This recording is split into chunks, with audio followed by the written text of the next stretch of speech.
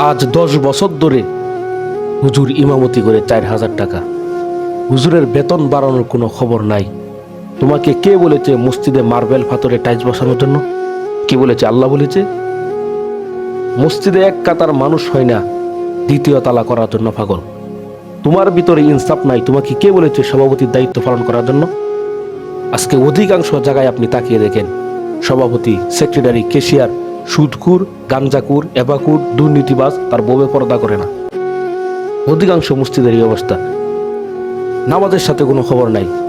অনেকদিন পরে এসে বলে, হুজুর এখানে ময়লা আপনি কিসের জন্য তুললেন না?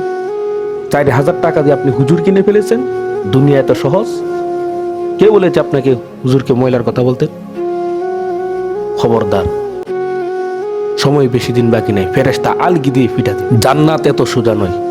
মসজিদের দায়িত্ব পালন করা, সভাপতির দায়িত্ব পালন করা, সেক্রেটারির দায়িত্ব পালন করা এটা সোজা বিষয় নয়। ফেরেশতার আলগি দিয়ে পিটা দিবে। ইনসাফ কায়েম শিখেন নাই, আবার বড় বড় কথা বলেন।